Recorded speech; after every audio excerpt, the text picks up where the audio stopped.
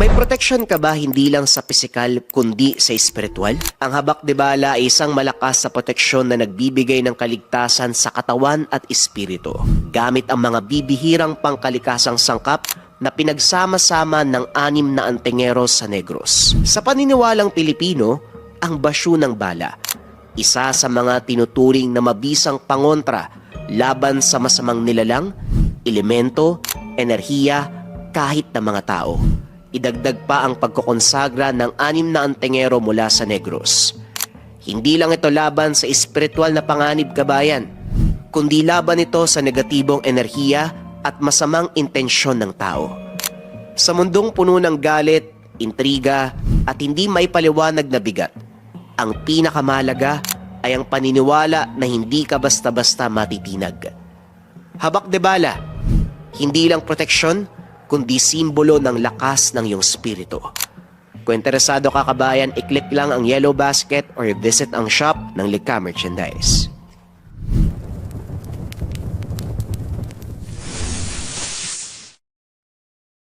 Ang kwentong ito ay hango sa totoong buhay. Mula ito sa isa nating kabayan na itago na lamang natin sa pangalang Ramil. Taong 1972. San Esteban, Carlos.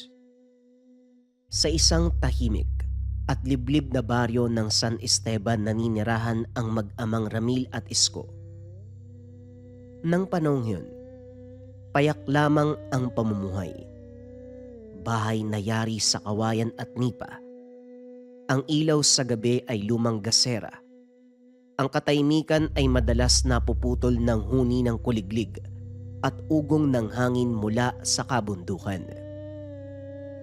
Sa kabila ng payapang anyo ng lugar, may mga pangyayaring hindi maipaliwanag na unti-unting bumabalot sa buhay ni Ramil. Isang hapon habang papauwi mula sa taniman, dala-dala ang mga galang manok na nahuli, pawisan at bagyang hinihingal. Ramil, halika nga dito, iho. Wika ni Manong Isko. Sandali lang po. Ikukulong lang po yung mga nahuli kong manok. Napapansin ko, Ramil, iho. Matamlay ka yata nitong mga nakaraang araw. May problema ba sa eskwela? Wala naman po tay, pero may gusto po sana akong sabihin. Kaso baka hindi po kayo maniwala sa akin eh. Subukan mo kung kausapin. Ilang gabi na po ako may nakikita sa may likod ng bahay natin eh. Doon po sa may bakawan malapit sa ilog. Hindi ko po alam kung tao ba yan o kung ano man eh. Paminsan ho, may malamlam na liwanag akong nakikita. Tapos may hugis ng taong nakatayo. Pero sa tuwing lalapitan ko, biglang nawawala eh. Sandaling natahimik ang matanda. Kita sa mukha ang pag-aalala. Iho, wag na wag kang pupunta doon na mag-isa. Naiintindihan mo ba ako? Opo tay, pero wala nang pero. May mga bagay na mas mabuting hindi mo na pinapakialaman. Namatay ang nanay ni Ramil dahil sa komplikasyon sa panganganak. Paglabas pa lamang ni Ramil sa sinapupunan, kasabay nito ang pagkamatay ng ina. Mula noon, si Mang Isko na ang nagtaguyod sa kanya. Nagpakain, nag-alaga, kahit may lungkot sa puso nilang pareho. Ang pagkamatay ng kanyang ina, hindi naging hadlang upang hindi magpatuloy sa buhay. Kinabukasan, habang nagsisibak ng kahoy sa bakuran, may narinig siyang pagtawag sa pangalan. Tumingin sa paligid pero wala namang nakita. Ngunit sa muling pagtawag niya, nang tumingin siya sa likod, nakita niya ang malamlam na ilaw sa bakawan. Ang liwanag na minsan nang nasilayan. Naglakad patungo sa liwanag si Ramil, kasabay noon ang sigaw ng ama. Ramil, anong ginagawa mo dito? Di ba ang sabi ko sa'yo, huwag kang pupunta dyan? Nagulat ang binata at napaiktad. Pasensya na po tay, pero maniwala man kayo o hindi, nakita ko po uli yung liwanag eh. Kanina pa ako sa likod. Ni isang beses wala akong nakitang ilaw o liwanag man lang sa bakawan. Hindi na sumagot ang binata at bumalik na sa pagsisibak. Ngunit ramdam ang init sa kalooban. Kakaibang init. Isang pakiramdam na tila humihila sa kanya patungo sa liwanag. Kinagabihan habang maimbing ang pagtulog, na naginip ito, napadpad ang kanyang diwa sa isang lugar na madilim. Ang paligid ay nababalot ng anino at maraming bakaw sa paligid. Ang buwan ay bilog at maliwanag. Halos pilit nitong pinapakita ang liwanag sa gitna ng kadiliman. Habang naglalakad, ang pakiramdam nito ay hindi siya nag-iisa. Sa bawat lingon sa paligid, tila may nagmamasid at nakabantay sa bawat kilos. Hindi naglaon lumitaw ang isang matipunong lalaki mula sa kadiliman. Malakas ang tindig, matikas ang kilos, kulay abong balat, dilaw ang mga mata. May misteryosong presensya. Lumapit ito ng dahan-dahan. Nang mga ilang dipa na lamang ang pagitan huminto, tinitigan ang binata sa mga mata. Sino ka? Bakit ka nandito? Bago pa man ang lahat, ako si Elarion, ang nilalang na tagapangalaga ng bakawan. Bibigyan kita ng pagkakataon na mabago ang iyong buhay upang makaahon sa hirap na dulot ng mundong ito. Handa kong gabayan ka. Anong kapalit nito? Hindi ko alam kung handa kong tanggapin ang inaalok mo. Ang kapalit ay hindi ko maaaring sabihin sa iyo ngayon. Ito ay upang protektahan ka sa takot at pag-aalinlangan. Ngunit alam ko sa iyong puso na mabuti kang bata. Kita ko ang iyong determinasyon. Kung pipiliin mong sundan ang landas na ito nang walang pag-aalinlangan, sisiguraduhin ko na magiging malaki ang pagbabagong magaganap sa buhay mo. Ngunit sa bawat kapangyarihan at biyaya, may katumbas na responsibilidad at panganib. Anong responsibilidad at panganib ang ibig mong sabihin? Ipapaliwanag ko sa iyo ang lahat kapag nakuha mo na ang bagay na para sa iyo. Teka sandali, ipaliwanag mo na! Hindi na nito natapos ang pagsasalita nang biglang marinig ang boses ng ama. Anak, Ramil, gumising ka, anong oras na? May gagawin pa tayo! Pagmulat, bumungad ang mukha ng ama habang tinatapik siya sa balikat. Tahimik na tumayo. Sinundan ng ama sa mga gawain sa araw na yun. Ngunit, ramdam pa rin sa sarili ang bigat at misteryo ng panaginip. Pagsapit ng hapon, habang nagpapahinga sa lilim ng puno, nag-iba ang simoy ng hangin. Ramdam ni Ramil ang unti-unting pagtaas ng balahibo. Kasabay nito ang figura na humuhubog sa harapan niya. Totoo nga ang panaginip ko. Ngumiti si Elarion bago nagsalita. Hindi yun panaginip, Ramil. Totoo ang lahat nung sinabi ko sa'yo. Sa makalawa, kailangan mong pumunta sa ikalawang burol. Doon mo makikita ang isang kuweba at sa kailaliman nito, matatagpuan ang bagay na magdadala sa'yo sa susunod na hakbang ng iyong kapalaran. Ngunit hindi ito magiging madali. May mga bantay sa paligid ng kuweba at dapat mong malampasan sila nang hindi nagpapakita ng takot.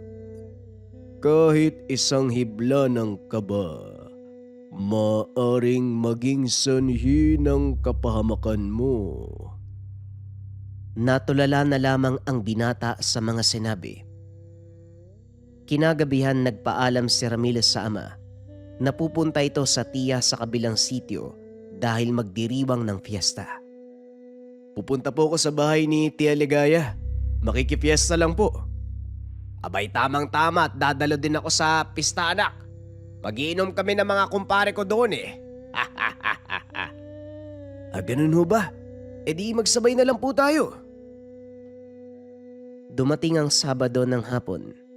Magkasabay na umalis ang mag-ama. Pagdating sa bahay ng tiyahin, handa na ang lahat. Pagkain, inumin. Mabuti naman at narito kayo.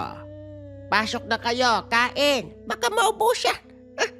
Rami, sumandok ka na doon. Bilisan mo. Maraming salamat, Ligaya ha. Ang dami mong bisita.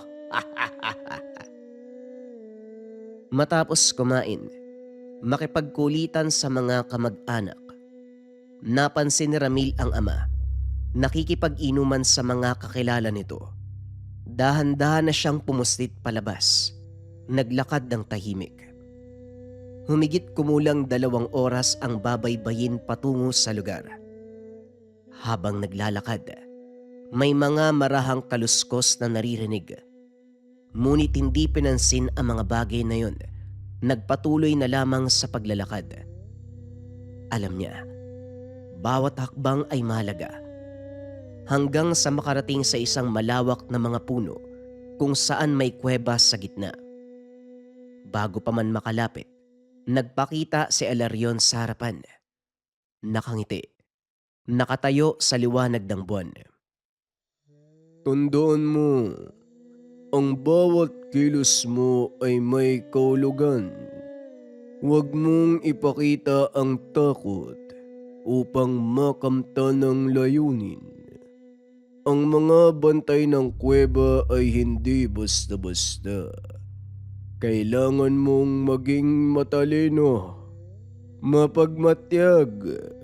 Kung gagawin mo ang lahat ng aking sasabihin, ligtas mong malalampasan ng panganib. Maraming salamat sa paalala, kaibigan. Tumango siya. Nagpatuloy sa paglalakad. Hindi pa man nakakalapit ng tuluyan sa kuweba, may mga narinig ng pag-angil. Tinataga ng kalooban at nagpatuloy. Pag-apak sa loob, biglang nawala ang mga pag-angil. Napalitan yon ng mga pagsigaw. Sigaw ng mga humingi ng tulong. Napatabo na lamang ito ng tenga sa mga nakakabinging sigaw. Ramdam ang bigat at tensyon sa bawat hakbang na ginagawa. Ilang minuto ang nakalipas. Akmang tatalikod na sana ito para lumabas. Hindi inaasahang nawala ang lagusan. Mas lumalim ang dilim. Biglang nawala ang pagsigaw. Napalitan ito ng nakakabinging katahimikan. Ilang segundo pa, may mga solo ang lumitaw sa paligid at sa gitna ng liwanag isang altar ang lumitaw. Sa altar may kwintas na gawa sa buto ng ahas at ang dulo nito nakapalawit ang mahabang pangil, kumikislap sa liwanag ng sulo. Mula sa likuran ng altar, lumabas ang isang musang. Ngunit may kakaiba sa karaniwang musang. 3 ulit ang laki kumpara sa normal. Mababakas dito ang hiwaga sa bawat hakbang. Umangil ang musang habang lumalapit. Tumindig ang binata. Hindi ito nagpakita ng takot. Ramdam sa kanyang puso ang presensya ng nilalang at biglang may tinig na nagsalita sa isipan. Huwag mong ipakita ang pangamba. Ang bawat kilos mo, aking sinusubaybayan. Ang lakas ng loob mo ang susi upang makuha ang bagay na ito. Tandaan mo na ang bawat pasya ay may kapalit. Bawat maling hakbang, may katumbas na parusa. Matapos magsalita, humampas ang isang malamig na hangin. Kasabay nito unti-unting naglaho ang musang. Kinuha na ni Ramil ang kwintas. Pagkadampi sa mga kamay, ramdam niya ang init na gumagapang patungo sa buong katawan. Muling bumalik sa normalang paligid. Ramdam ang simoy ng hangin sa muka. Sa labas, ang araw ay unti-unti nang sumisikat. Teka, sisikat na yung araw? Sa pakiramdam ko hindi ako umabot doon ng kalahating oras Ilang hakbang pa lamang ang nagagawa nito. Muling nagpakita si Elarion. Ngayong nakuha mo na ang gamit, magiging kapalit nito. Maraming susubok sa buhay mo. Pero wag kang mag-alala. Gagabayan kita.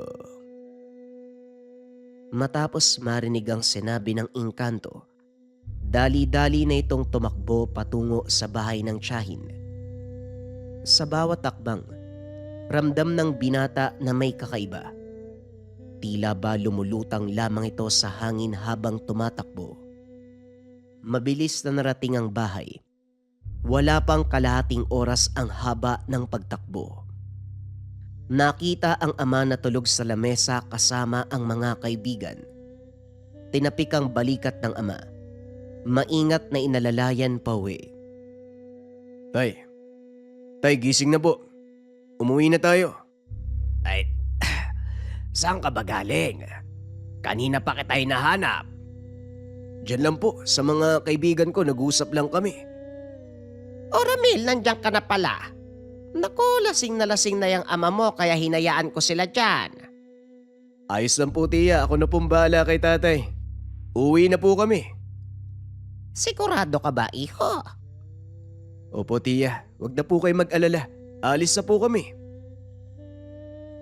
Pagdating ng tahanan, inilapag ang ama sa higaan at lumabas upang magkape. Hindi pa rin makapaniwala sa mga nangyari. Ramdam ang lakas at init na bumabalot sa katawan. Habang nakatitig sa umaga, hawak-hawak ang kwintas. Pinagmamasdan nito ang kinang at kislap sa gamit. Tila may sariling buhay. Banayad ang init na dumadaloy mula dito papunta sa dibdib. Naputol ang pagbumuni nang may nagsalita sa bakuran. Ramil, iho! Nandyan ba ang tatay mo? Natutulog pa po, Mang Ambrosio. Nalasing kagabi sa piyesta ganun ba? Sabihin mo sa kanya mag-ingat kayo May natagpo ang bangkay ng buntis doon sa ilog, malapit sa taniman nyo. Ha? Bakit po? Ano po nangyari sa babae? Buntis ang babae. Wala nang sanggol sa sinapupunan. Bali-balita daw na kinain ng aswang. Pati yung lamang loob.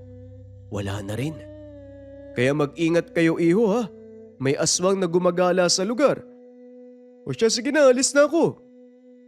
Maraming salamat po. Mag-iingat din po kayo. Pagsapit ng dilim, binahagi nito ang balita sa ama. Ano ka mo? Malapit sa taniman natin ang nangyari. Opo, tay. Yun po yung sabi ni Mang Ambrosio kanina. Ay nako, kaya ikaw mag-iingat ka kapag naroon sa taniman Huwag ka magpapagabi. Pagsapit ng umaga, 5:00 pa lamang pinuntahan na ni Ramil ang taniman. Hindi na ginising ang ama. Habang naglalakad, unti-unting nararamdaman ang kakaibang bigat sa paligid. Animoy parang may nakadagan sa hangin. Biglang sumimangot ang muka dahil sa amoy ng bulok na karne. Tinungo nito ang ilog. Pagdating sa pampang, bumungad ang mga bakas ng pinangyarihan, mga tuyong dugo sa lupa at nagkalat ang mga sirang damo. Sa paligid ng mga puno may malalalim na bakas ng kalmot. Biglang tumayo ang balahibo. Nararamdaman nito na may nagmamasid. Dahan-dahan siyang lumingon. Sa likod ng isang puno may figura ng lalaki ang nakatayo. Biglang napahawak sa itak ang binata. Pero nang lumabas ang matanda, nakilala niya ito. Si Tandang Mario, ang albularyo sa bayan. Napangiti ang matanda. Akala ko, aswang na eh. Ano bang ginagawa mo dito, iho? Ano pa nga po ba, Tandang Mario? Nariyan lang po ang taniman namin eh. Napatingin ng matanda sa leeg niya. Nanlaki ang mga mata. Teka, sadali, ano yung nakasugbit sa leg mo? Bakit po? May alam po ba kayo tungkol dito? Maingat na pinakita ng binata ang gamit. Sandaling natahimik ang matanda. Pagkatapos ay napahalakhak. Iho, ang lakas ng tangan mo. Sa dinami-rami ng mga antingerong gustong makuha yan, ay sa'yo pa talaga nabigay ah. Ho? Anong pong ibig niyong sabihin? Huhulaan ko, nakuha mo to sa kuweba ano? Sa ikalawang burol, tama. Teka, paano niyo po nalaman? Marami nang nagtangkang kunin ang pangil ng musang na yan, pero wala ni isang nagtagumpay. Alam mo kung bakit? Dahil hindi mo mahanap ang bagay na yan kung hindi siya mismo ang magpapakita sa'yo. Sinunod ko lang naman po yung bili ng engkantong nagbigay sa akin ito.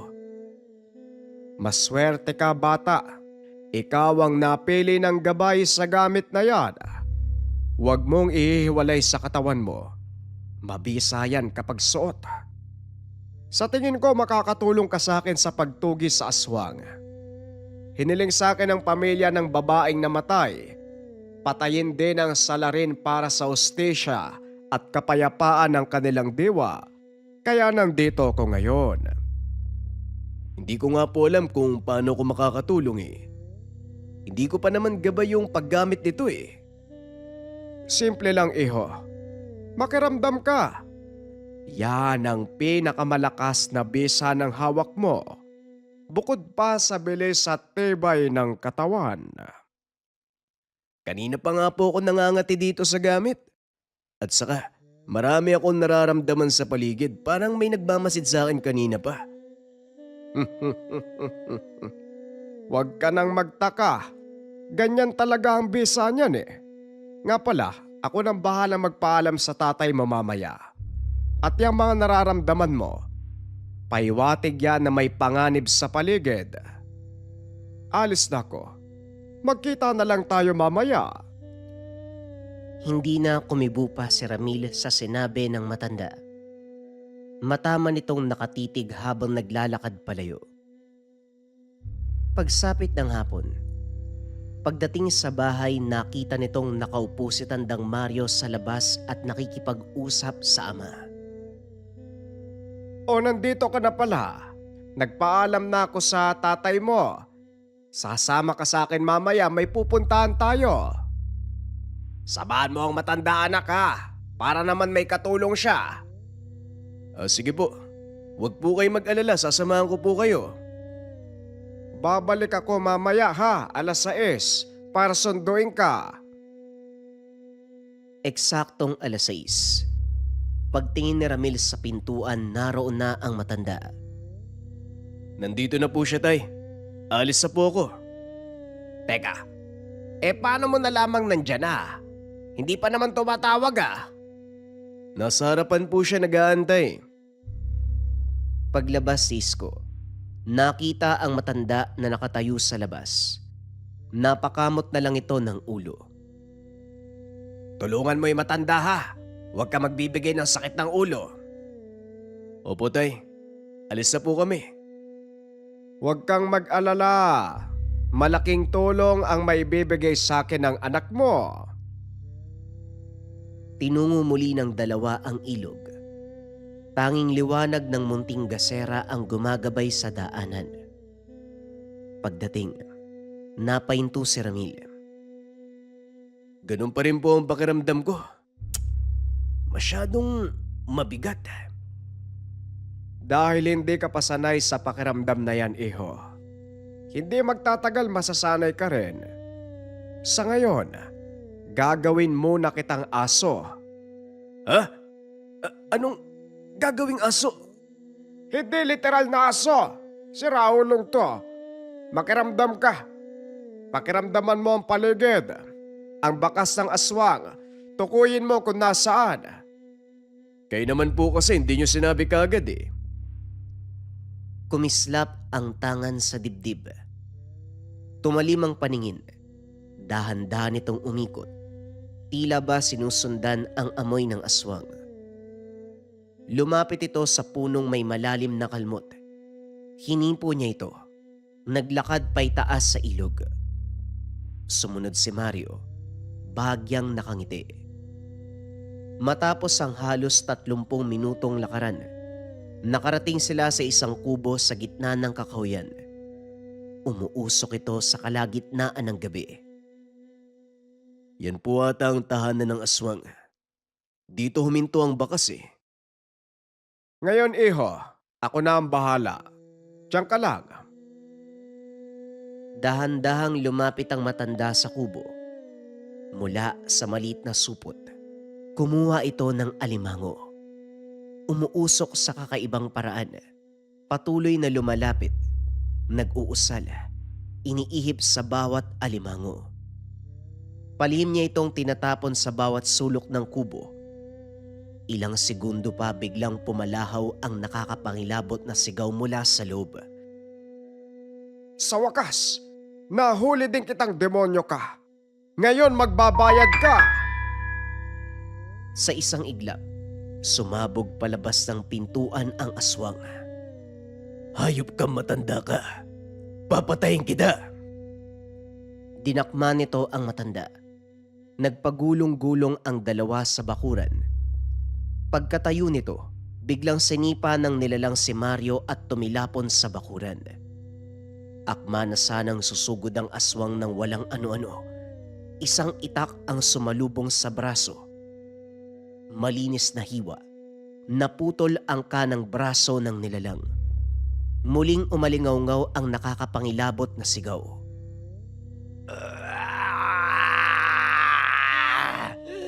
Sino kang mapangas ka?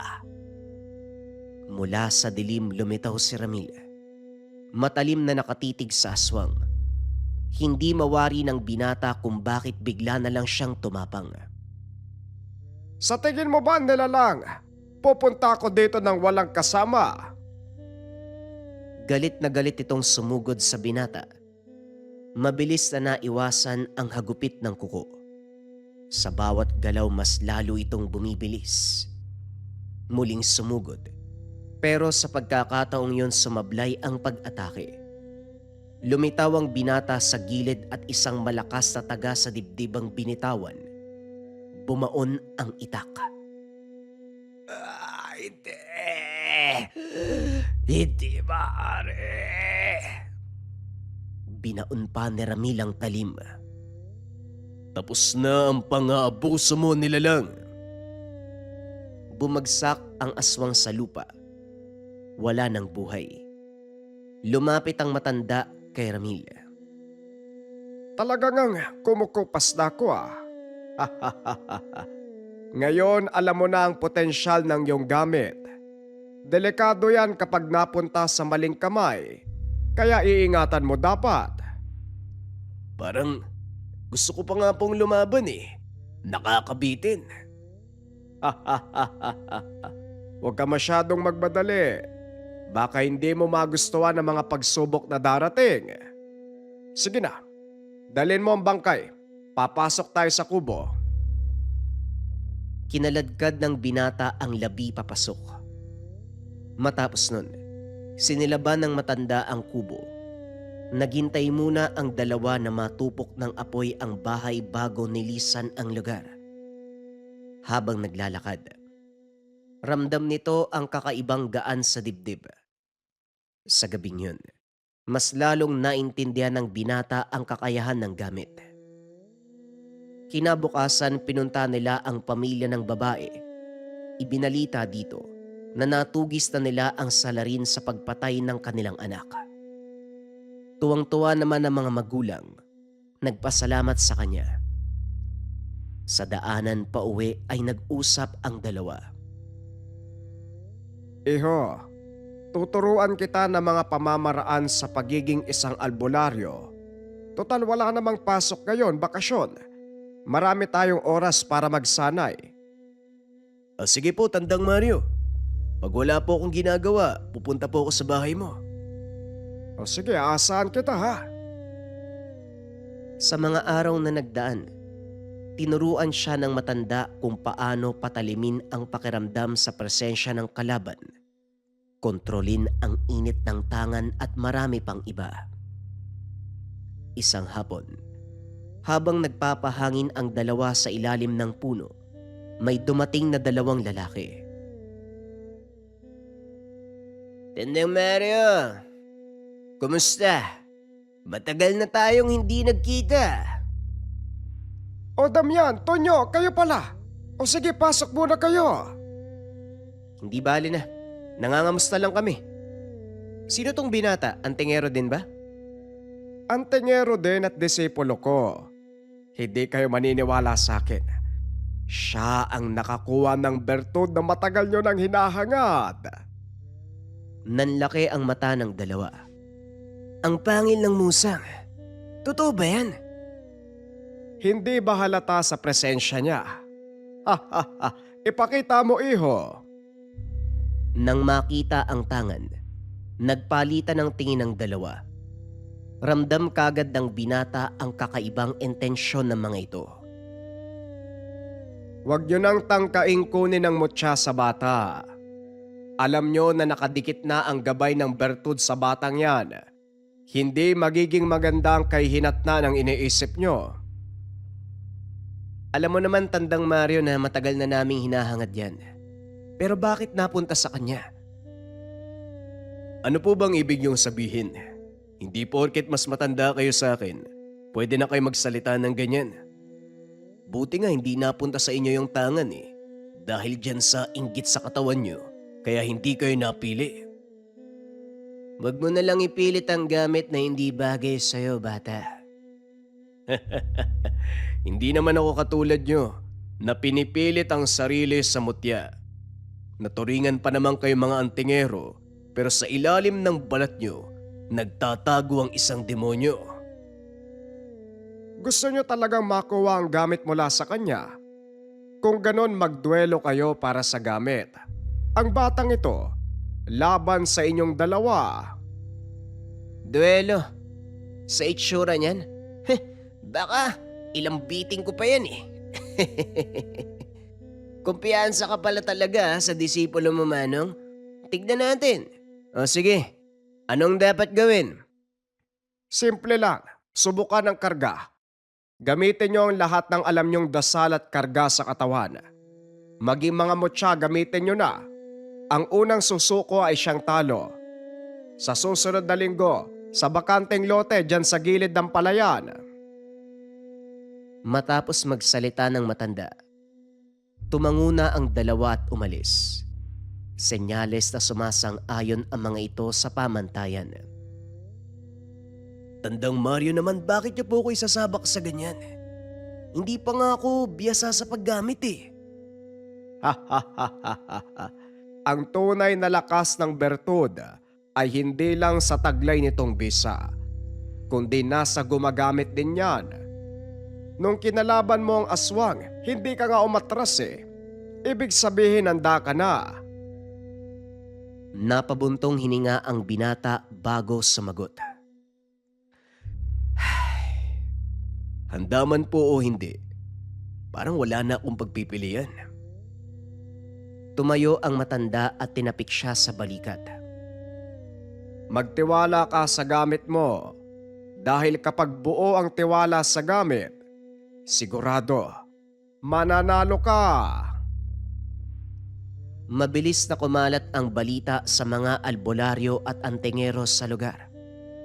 Pagsapit ng takdang araw, unti-unting nagdatingan ang mga nanonood sa bakanteng lote Animoy may sabong sa lugar dahil sa dami ng mga ito. Nakatayo sa gitna si Damian, nakapamulsa, nakangiti ng kampante. Ganon din ang itsura ni Tonyo. Ilang sandali pa dumating na ang dalawa. Akala ko hindi ka nasisipot eh. Hindi ako umatras sa hamon, lalong-lalo na kung katulad nyo lang yung kalaban. Yan ang gusto ko, matapang. Pero tignan natin kung hanggang saan. Tandaan niyo ang usapan. Unang susuko talo, walang atrasan. O sige, papaunahin ka namin, bata. Anong gagawin mo? Sa halip na sumagot, pinikit nito ang mata at taimtim na nagdasal para sa proteksyon, habang umiihip ng poder at bakod sa katawan. Ilang sandali pa pagmulat ng mga mata, isang malakas sa suntok ang bumaon sa sikmura ni Damian. Napahagikgik ito. Napaurong ng ilang hakbang bago tuluyang natumba sa lupa. Sapo ang tiyan na tila ba nawalan ng hangin. Natigilan si Tonyo. Nanlaki ang mga mata habang nakatitig sa kaibigan. Damian? Paglingon pabalik, nasalo ng mukha niya ang kamaon ni Ramil. Agad siyang napabulagta. Pumutok ang labi at nagabol ng hininga. Tahimik na nakatayo si Ramil habang pinagmamasdan ang dalawa na pilit bumabangon. Oh, kayo naman. Teka, sandali. Maghintay ka muna. Wala akong buong araw para maghintay. Bilisan nyo. Tatayo sana si Damian, pero sa kalagitnaan ng pag-angat, bumalik ito sa pagkakaluhod at tuluyang bumagsak, nawalan ng malay. Oh, wala nang malay ang kasama mo. Ikaw, anong gagawin mo? Hindi na nakasagot pa si Tonyo. Unti-unting tumirik ang mga mata bago tuluyang nawalan ng malay. Sandaling natahimik ang paligid. Napabuntong hininga ang binata. Ang yayabang nyo eh. Hindi naman pala kayo tatagal. Akala ko ba may bakod at poder ang mga katawan nyo? Sabi ko naman sa inyo eh, hindi nyo magugustuhan ang mangyayari. Yan tuloy! Kunin nyo na ang dalawang yan! Pinagtawanan ng dalawa, binuhat at pinasandal sa puno. Habang naglalakad pa uwi ang dalawa, bahagyang natahimik ang binata. Tandang Mario, ang bilis naman ng pangyayari. Iho, hindi lang talas ng pakiramdam ang gamit mo. Nagbibigay din ito ng lakas pagdating sa labanan. Kumpara sa mga gamit nilang dalawa, walang panama ang mga yun sa'yo. Basang-basa ko na ang dalawang yon. Sumunod na araw, unti-unting bumalik sa normal ang kanilang pamumuhay. Ngunit hindi nagtagal, nagpakita si Damian at Tonyo. Hindi na mayabang ang dalawa, hindi na nanghahamon. Tandang Mario, napadaan lang kami. Napakamot si Tonyo, halatang nahihiya. Makikipag-ayos din po sana. Lumipas ang maraming araw. Naging masigasig na nagpatuloy si Ramil sa pag-aaral ng lihim na karunungan sa ilalim ng paggabay ni Tandang Mario. Mula sa simpleng pakiramdam hanggang sa tamang paggamit ng bertud, isa-isa nitong natutunan ang aral. Ilang buwan ang nakalipas, kapansin-pansin ang malaking pagbabago sa binata. Mas matalim ang pakiramdam, mas malinaw ang pag-unawa sa iwaga ng bertud. Ngunit sa loob ni Tandang Mario, ramdam sa sarili na humihina ang paghinga sa paglipas ng mga araw. Alam niyang maikli na lang ang oras na ilalagi niya sa mundong ibabaw, kaya naman minadali niya ang pagpasa ng lahat ng nalalaman kay Ramil. Isang hapon, habang nagpapahinga ang dalawa sa harap ng bahay, may isang babaeng nagmamadaling pumasok sa bakuran, hingal na hingal at luwaan. Mayang, ikaw ba yan?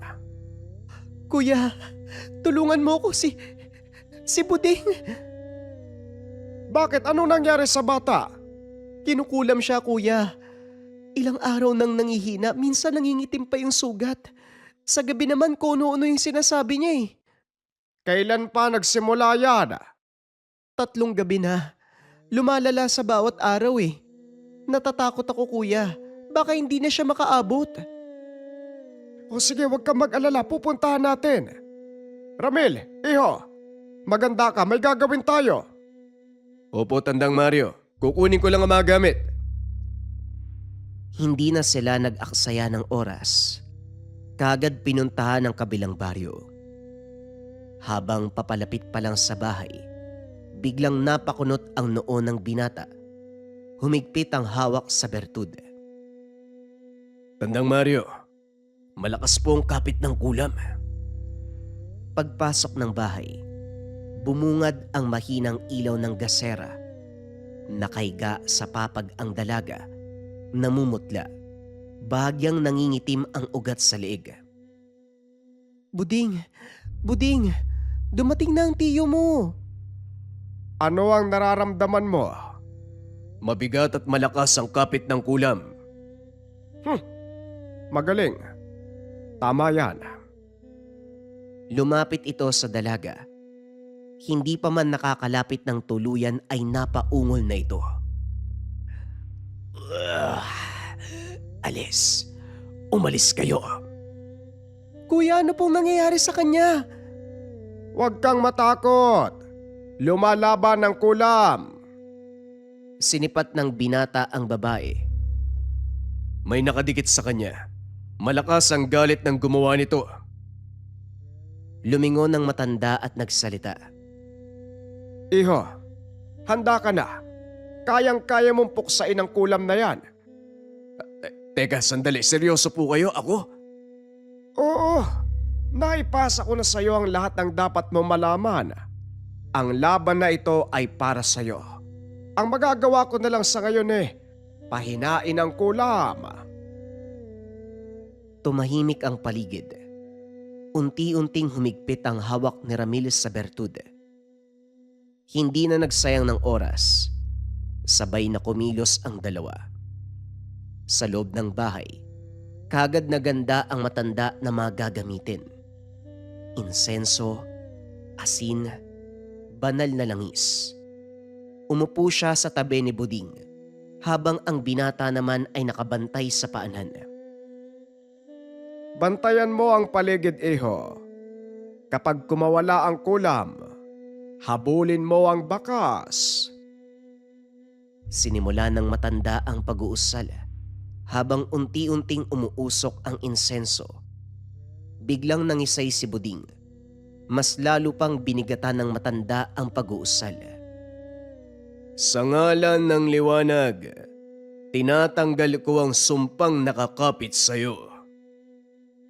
Matapos magsalita, kumislap ng bahagya ang bertud sa dibdib ni Ramil. Isang maitim na anino ang tila kumawala sa katawan ng babae. Mabilis na kumaripas palabas ng bahay. Ngayon na, iho! Sundan mo, bilis! Hindi na nag-atubili pa. Paglabas ng bahay, kagad nitong pinakiramdaman ng paligid. Narya ng bakas. Sinundan nito ng binata. Tila ba kusa siyang ginagabayan ng bertud. Tinahak nito ang makipot na daanan. Tumawid sa damuhan hanggang sa marating ang isang bahay na malapit sa dagat. May ilaw at usok sa loob. Dahan-dahan siyang sumilip sa bintana. Sa loob ay may isang babae na abalang nag-uusal sa harapan ng maliit na dambana. Nakalatag ang mga gamit sa pangkulam. Akman na sana itong magpapatuloy nang biglang bumukas ang pintuan. Tama na! Sino ka? Ako ang pipigil sa'yo. Kapag binalikan mo pa si Buding, Hindi ako magdadalawang isip na wakasan ka. Unti-unting bumaba ang balikat nito. Huli na pala. Ano ang dahilan mo? Bakit mo kinukulam ang inosenteng babae? Napapikit ang babae at saka marahang nagsalita. Ako si Almira at ang pamilyang yan. Sila ang dahilan kung bakit nasira ang buhay ko. Inagaw ng ama ni Buding ang lupang minana namin. Pinalayas kami noon. Naghirap ang pamilya ko. Namatay ang nanay ko at doon nagsimula ang galit ko sa kanila. Napabuntong hininga si Ramil. Kahit na, mali pa rin ang ginawa mo. May inosenteng buhay na muntik nang mawala. Ang problema mo, dapat dalin sa husgado. Hindi yung nangungulam ka. Hindi susolusyonan ang problema ng isa pang problema. Ngunit nawalan ako ng mahal sa buhay. Tapusin mo na ang kulam ngayon din upang wala ng buhay na masawi. Umiiyak ang babae habang nakatingin sa litrato ng ina. Matapos nun, kinuha nito ang lahat ng mga gamit para sa kulam at mabilis na binasag ang ritual. Unti-unting nawala ang bigay ng presensya sa paligid. Hindi na ito nagtagal pa. Tinungo nito ang malalim na bahagi ng bakawan. Sa ilalim ng madilim na kalangitan, inilibing nito ang gamit. Pagbalik sa bahay, agad siyang sinalubong ng matanda. Iho, kumusta ang lakad mo?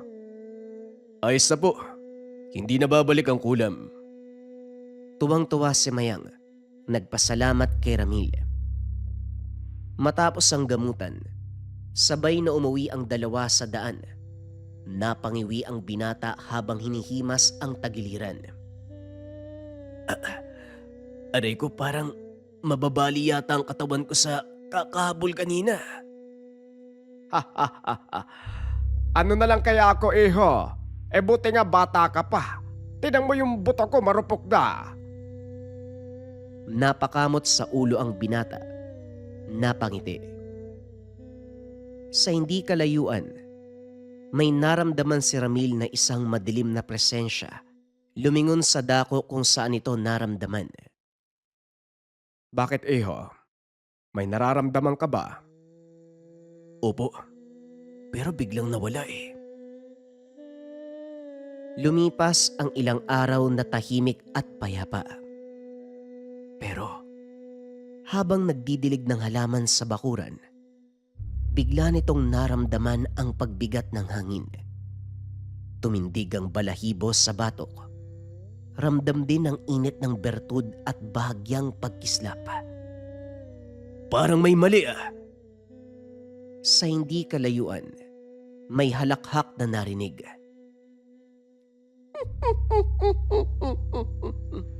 Sa wakas. Dahan-dahang lumingon si Ramil. Mula sa malaking puno ng mangga, lumitaw ang isang matangkad at payat na lalaki. Ikaw ang bagong may hawak ng bertud. Sino ka?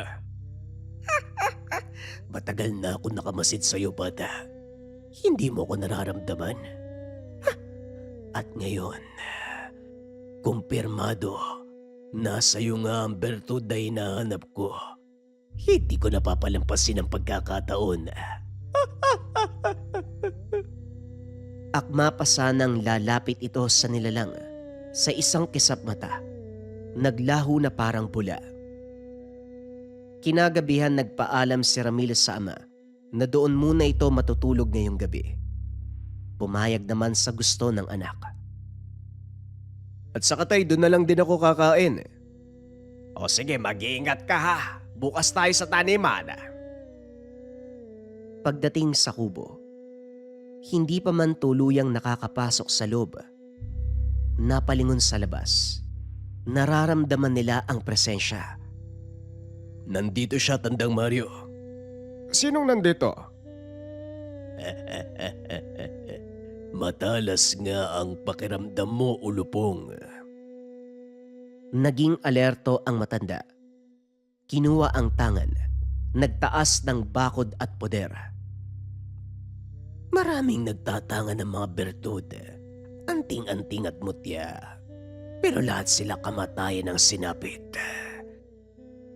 Matapos magsalita, bigla itong nawala sa paningin. Nanikip ang panga ni Ramil. Hindi kaagad nakasagot. Ilang segundo pa biglang lumamlam ang ilaw sa loob. Sa gitna ng kubo lumitaw si Hilarion. Nakatingin sa binata ng seryoso. Ramil, ang nasa labas ay mataas na uri ng gabunan. Matagal na itong naghahangad na makuha ang bertud para sa pansariling hangarin. Hindi ito karaniwang aswang. Ang sabi nga ng matanda, ang tunay na lakas ng bertud ay wala sa bisa nito, kundi nasa taong gumagamit. Kung ganun, gawin mo ang lahat upang hindi makuha ang bertud. Kapag nangyari yun, hindi lang ikaw ang mapapahamak, kundi mga taong nasa paligid mo. Pangako, ngayong gabi matatapos na ang kaibangan ng aswang na yan. Tandang Mario, ako na po ang bahala dito. Dala niya ang itak. Kumirot ang tangan. Hindi na ito nag-alinlangan pa. Diretsyong naglakad sa gitna ng bakuran. Walang saysayang pagtatago mo, Rigor. Dahil nararamdaman ko ang itim na budi mo. Kahanga-hanga. Iabot mo na lang sa akin ang tangan para matapos na to. Kung gusto mong makuha ang tangan, kailangan mo kong patayin. Lumapad ang ngisi ng aswang. Sa isang iglap biglang nag-iba ang tindig nito. Umumbok ang mga ugat sa leeg. Humaba ang mga kuko. Ang balat ay naging kulay abo. Tumulis ang nguso at tila ba may nakatagong pakpak sa likod.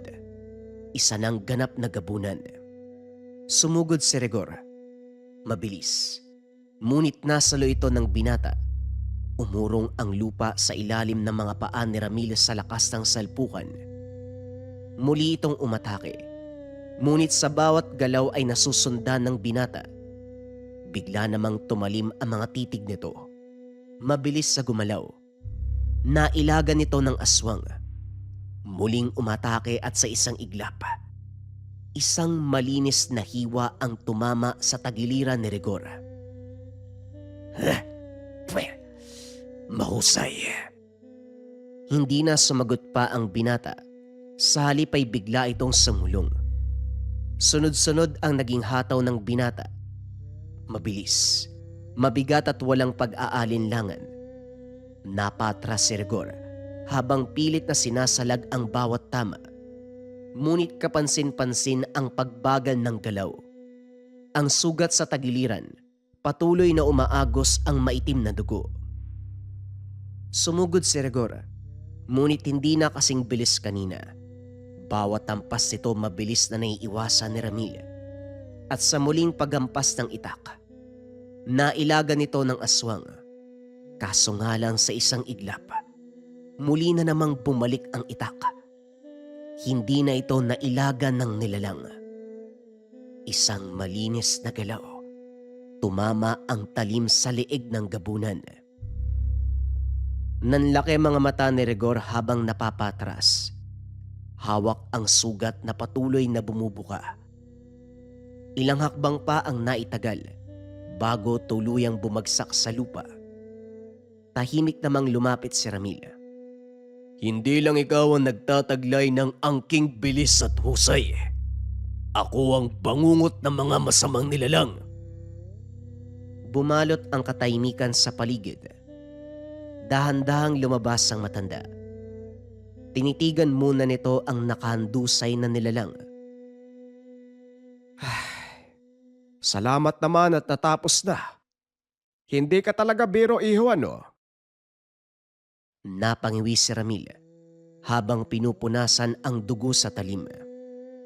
Muntik na nga po ako doon, Manong eh. Habang nag-uusap, lumitaw ang engkanto. Ramil, utang ko sa'yo ang paggamit sa buong potensyal ng tangan. Matapos ang gabing yun ay tuluyang nagbago ang landas ni Ramil. Binahagi ang lahat ng karanasan sa ama. Ilang buwan nang nakalipas matapos ang engkwentro sa gabunan, tuluyan nang namaalam ang matanda. Subalit lahat ng karunungan, gamit ng matanda, naipasa sa disipulo. Sa kasalukuyan may anak na si Ramil. Naging isang batikang albularyo. Maraming natulungan sa kanilang lugar. Daladala niya ang tangan na nagbibigay sa kanya ng proteksyon. Nagbibigay sa kanya ng pambihirang lakas. Nagbibigay sa kanya ng kakaibang kakayahan upang tumulong sa mga nangangailangan.